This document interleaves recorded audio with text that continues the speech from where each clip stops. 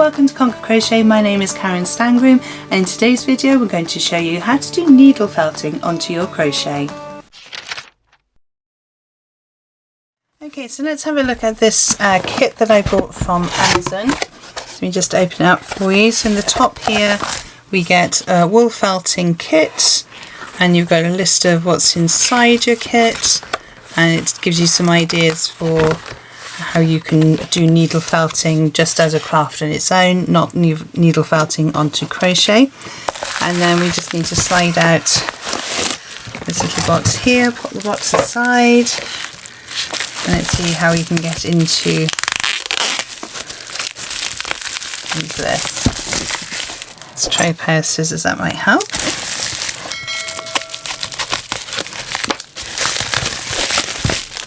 There we go.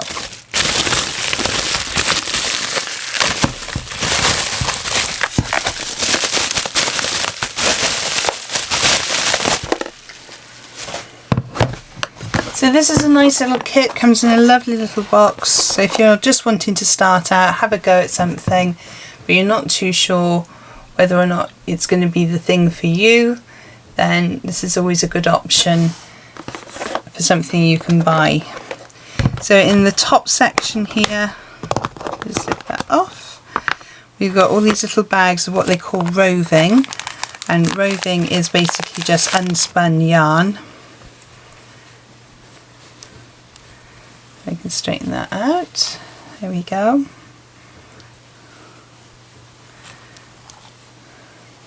And this is very soft actually. I need to check what it's actually made out of. Probably an acrylic, I would have thought. But it's not always wool that you get when you buy a wool felting kit. Let's point that out. So we have some lovely colours, and I'm going to keep them in the bag just to keep them nice and clean. So that's the first level. So we've got a nice sort of skin colours in here. We've got the pinks, the blues, a couple of neon colours, nice purple there, a nice bit of white. And then on the next level down we've got some brighter colours, some more pinks, nice lilac there.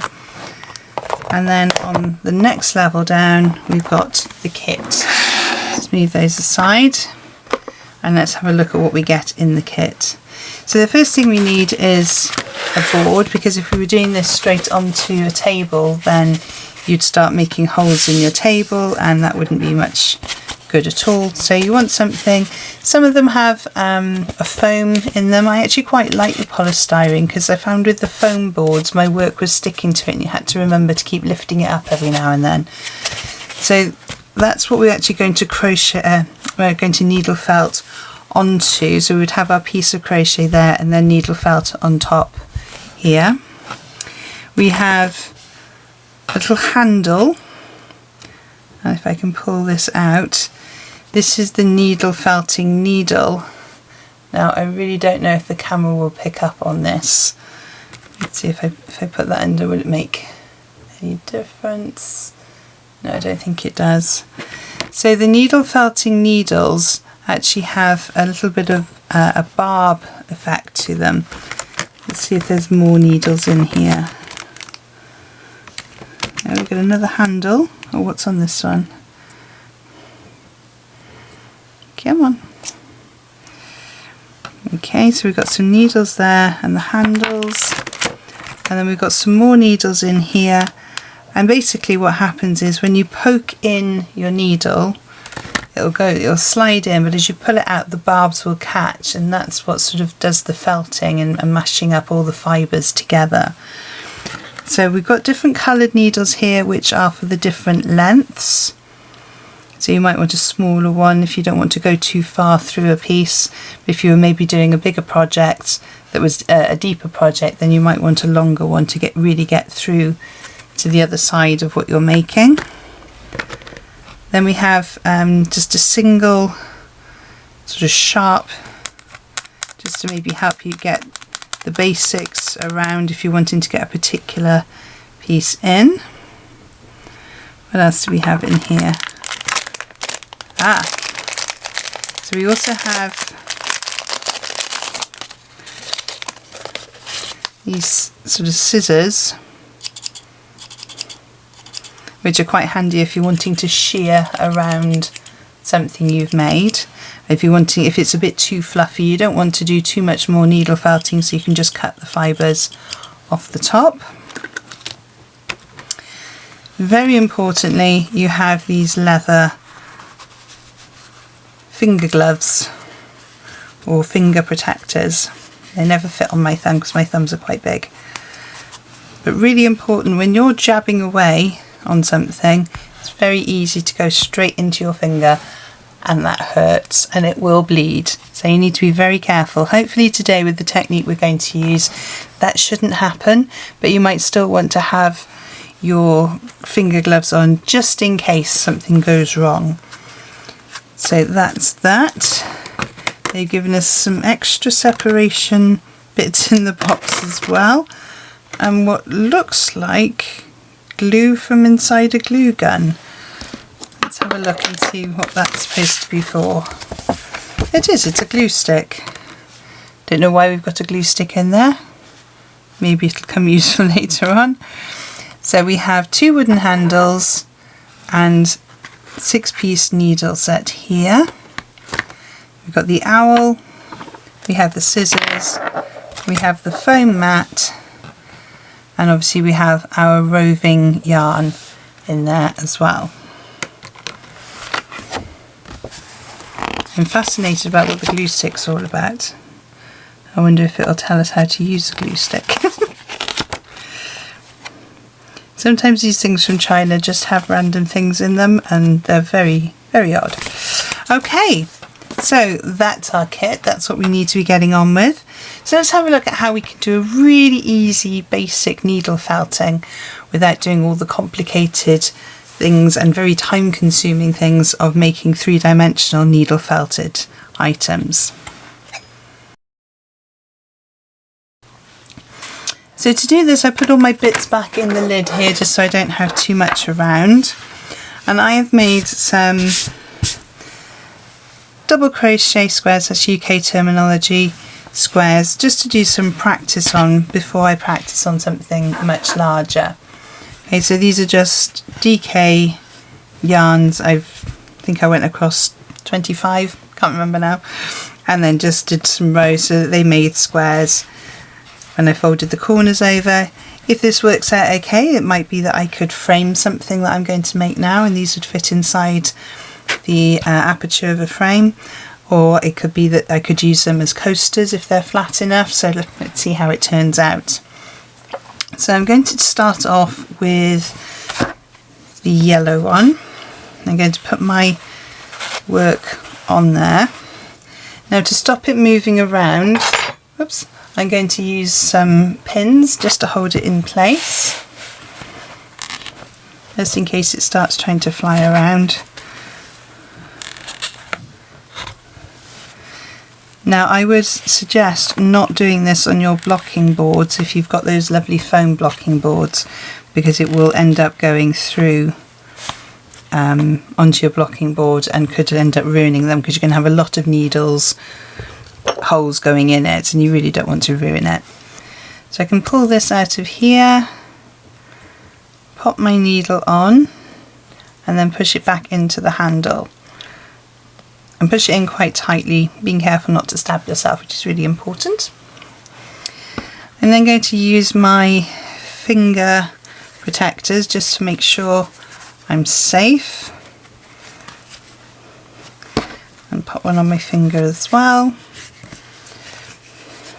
Okay, so I have my roving I'm going to use, and now I've put my finger protectors on. I can't open the bag.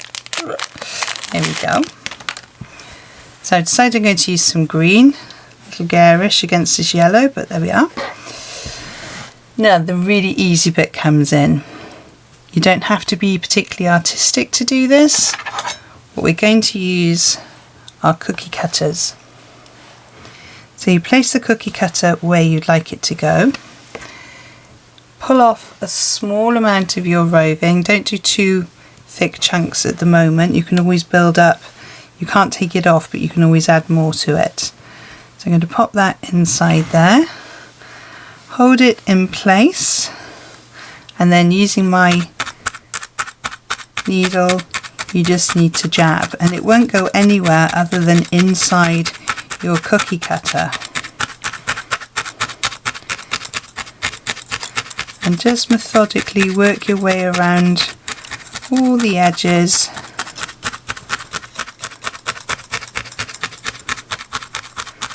until you're happy that that's all nice and felted up.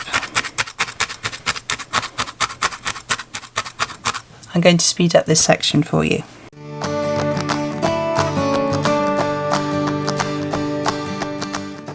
Now if you look closely in there, you can see that it isn't even. You can still see some of the colour through, so I'm going to add a little bit more, and you can just build this up as you like. I particularly wanted it on that side. I'm going to put that on my middle finger because that seems to be the way I want to hold it. There we go. And with each new piece, make sure you're putting in all the strands.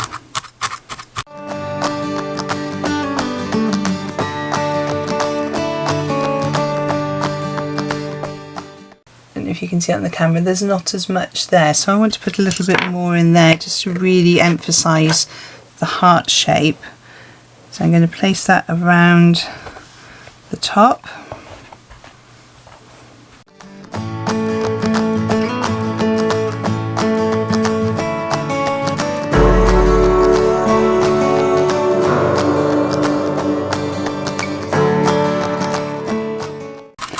And when you're quite happy, just go around the edges again, just to really emphasize the edge. And then at the other side.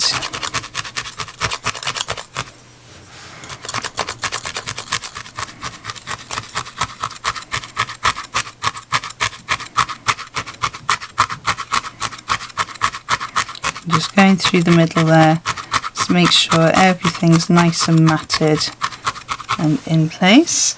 When you're happy, you can remove your cookie cutter, take out the pins. Now this may have stuck to the baseboard a little bit, and that's fine,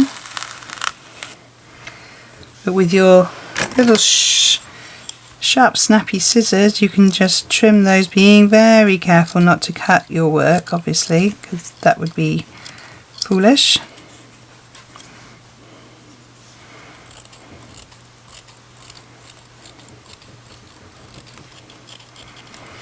But no one's going to see the back, so we're not going to worry too much about it.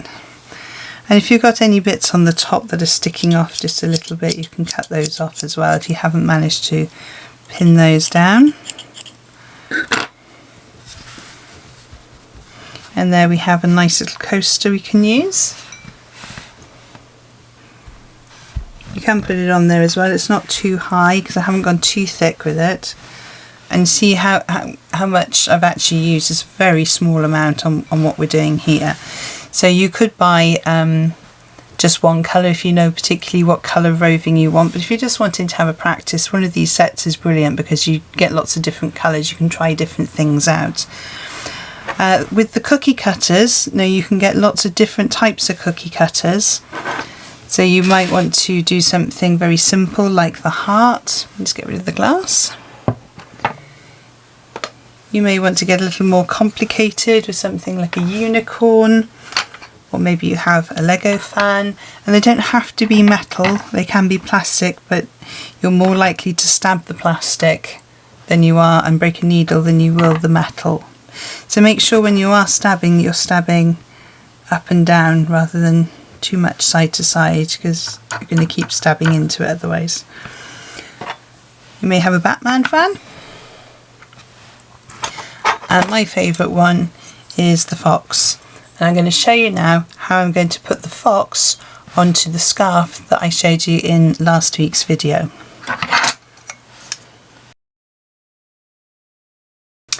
So So in last week's video I showed you how to make this keyhole scarf, and what we're going to do this week is to add some needle felting onto that keyhole scarf. So we just lay it out so I know it's the right way. So this is going to be the bottom that has the keyhole, and this is going to come through the keyhole on the top. Get that to lie flat. So it's entirely up to you how you want to do this. You could put it on the side that has the keyhole, you could put it on the side that pokes through the keyhole, and that's the side I'm going to put it on. So I know that's the right side that I want. So I'm going to put my board underneath, my little polystyrene board underneath. And that's going to be about there, which is perfect. I'm going to put my pins on here, make it sure it's nice and flat. I'm actually going to put these at a bit of an angle just because I don't want them to go into my table underneath, but actually they can get in the way a little bit. Okay, so we're all ready to go. Going to be using this fox shaped cookie cutter, which I will pop a link in the descriptions below, and it just about fits on the size of the polystyrene that we have, so that is perfect. Okay, so I have chosen out of my kit the orange and some white. So the bulk of this is, well actually it's not white, it's more of a creamy colour. So the bulk of this is going to be the orange for the fox, and then I think I'm going to give him a bit of a white tail, and I may do some white extra bits on at the end if I'm feeling fancy. But it could just be more of a silhouette idea if you're not feeling particularly artistic and you just want to have the idea, a bit like the heart. You just have a basic shape, one basic colour, bam, done. So I'm going to take some small bits of roving here, take it up a little bit into the tail but not too much, around the head. I'm going to need to make sure we go into those legs, and I might use the owl here, or the awl, just to make sure it's going into these spaces. Okay, need a little bit more.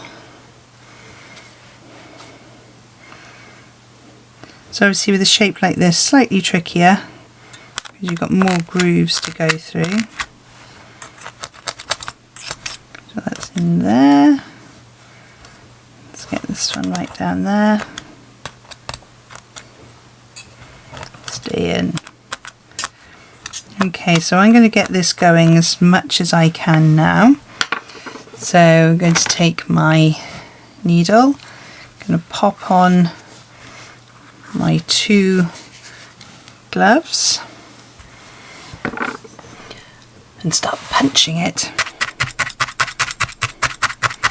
Now this is a very, very therapeutic craft to do. It is quite time consuming. I remember the first time I wanted to make something, I thought, oh, I'm going to make this little bunny rabbit. It won't take me too long. 4 hours later, I had a 1-inch bunny rabbit. So it can really take a lot of time to do. But if you're feeling very frustrated over particular situations, it's really useful. Take your anger and your frustration out on your craft. And there's not many crafts you can do that. If you try and crochet when you're feeling cross, you end up with really tight stitches. So I always try and avoid crocheting if I know I'm feeling a bit stressed, unless I'm going to do a mindful blanket.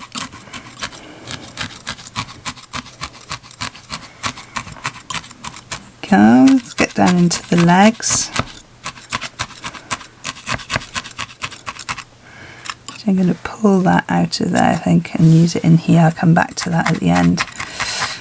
Let's get the body done first. Okay, so we obviously need a little bit more around the head. And because this isn't going to be a coaster, it doesn't matter if it's a little bit more three-dimensional than the heart that we used earlier. And actually having a little bit of 3D on it might be quite a nice feature to have. Now I was saying before about keeping it nice and simple and just maybe having the silhouette of the animal or whatever shape it is you're doing, but you could equally then sew on some buttons or sequins or beads to make eyes. You could embroider eyes on if you're good. You could do a couple of French knots. They would look nice. Get into that corner there.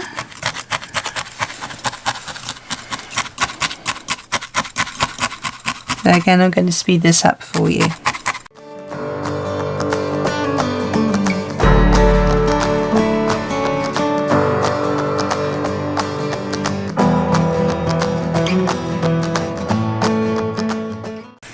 So I just added this extra little piece in around the head.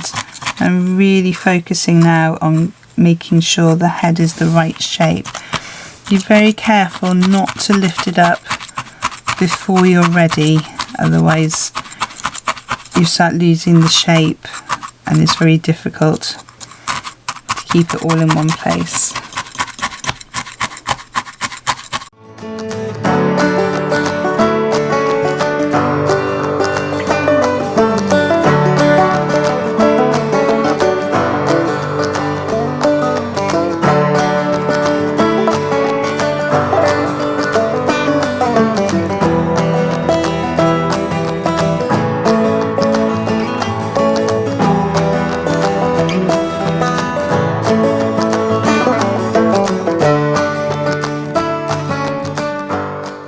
Okay, I'm going to do a little bit extra now to go on the tail, but actually I don't want a whole piece coming off, so I'm going to use my little snippers and say, right, I want that bit there.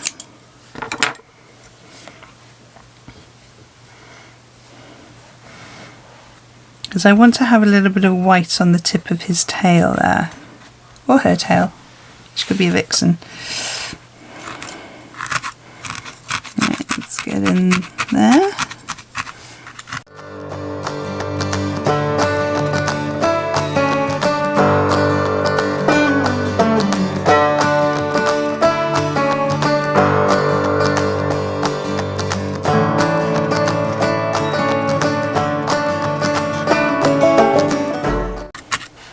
I have to say I'm really quite pleased with this kit. It's doing the job, not too bad value for money, and if you're just wanting to try something out, it's definitely worth it. And once you know what you want and whether you want to try it again, I mean, you might do this once and go, never again, it's too time consuming, it's boring, it's whatever, then you know you haven't wasted too much money, you just got a little kit that you can do every now and then. If you do like it, you can buy all these bits individually, and there's some great shops on Etsy that will sell you very large packs of roving that you can use if you're wanting to maybe do more of a production line. If you wanted to do lots of fox scarves, then you'd be able to buy lots of the orange. Obviously I'm only going to be able to do a few fox scarves if I wanted to do that. Right, so let's take a little bit of the white, or in our case cream, and again I'm just taking a small amount. I'm going to roll it up a little bit because I don't want too many fibres coming off. As I said before, we can always add more, so less is more to start with. I'm trying not to get the white too much over our fox, and just keep it on his tail, but equally I don't want there to be the sort of straight line, so just making sure I go along all of that dividing line there. Okay, and right up into the corner, and around the edges, make sure we've got that lovely definite line. Now, as I said, if you're feeling very creative, you could add a little bit of white at the top here, you could add a bit of white down here, or you could just keep it as the simple fox silhouette, which is what I'm going to do for now. So there he is. Very pleased with that. Take my little things off. If you're not happy after you've removed what you're doing, you can always just have a little play outside. I wouldn't add any more roving. If you needed to do that, I would try and carefully place it back on again if you can, if you're wanting to do lots of jabbing or adding some extra bits in. But actually I'm quite happy. I'll bring that bit over just to make a bit more definition between the legs. There we go.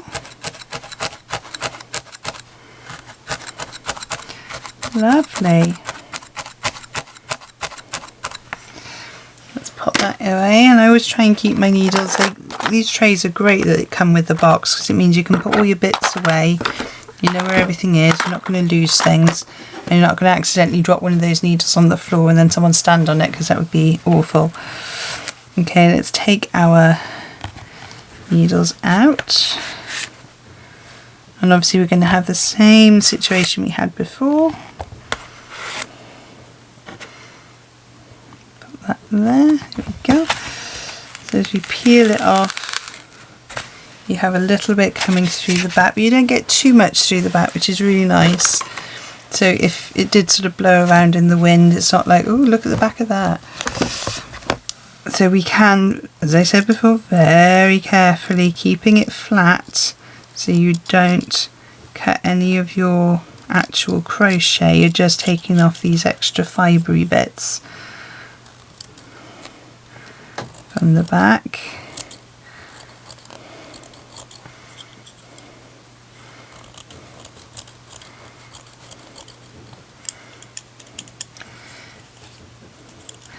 And also I would suggest not wearing black if you're doing this, because these little bits pick up on black really easily.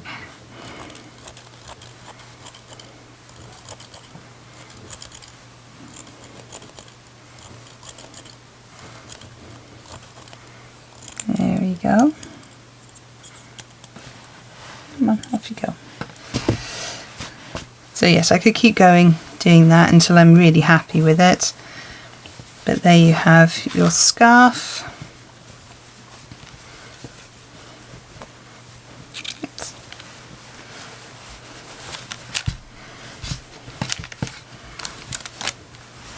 When you pop your keyhole scarf on now, you have this lovely little fox on there.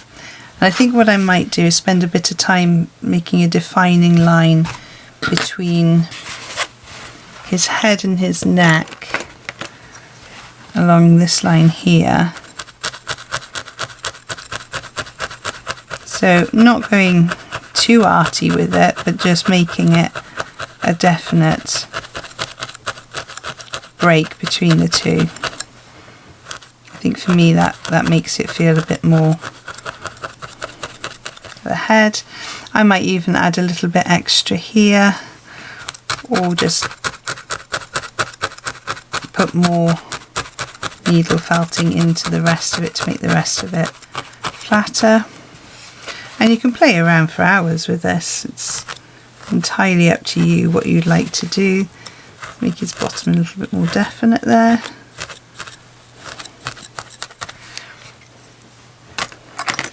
There you go. Something that's really quite simple, quite straightforward. Doesn't need an awful lot of artistic ability. If, like me, I'm not particularly good at drawing, but I can copy things and I can do things like this. So if that means I can then update or upgrade this scarf by adding a little bit of something to it, or adding it to a coaster like we did here. A really simple way to add something to your crochet. So there's the wool kit. Two things I wanted to suggest you, two books. This one is the Wool Buddies book, which has some absolutely adorable, cute little animals in there. And because they're sort of cartoony, it's not like you're trying to make things look too realistic. So if it does go a little bit wrong, it doesn't really matter, because they're not meant to be perfect and look like real life animals. So that's really nice. But if you do fancy having a go at something a little more realistic, then Little Felted Animals is lovely. This is the one that I took. How cute is that little mouse? This is the one that I got my bunny rabbit pattern from. And let's see if I can find the picture of the rabbit. That bird. There we go.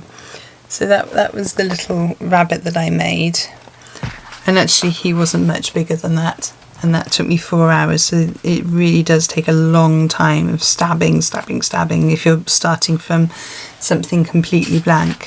One of the other things you can do is get polystyrene balls or polystyrene eggs if you wanted to do something for Easter, and then you can just wrap little bits around the polystyrene and you're stabbing into the polystyrene ball. Don't overstab, otherwise the polystyrene will completely disintegrate.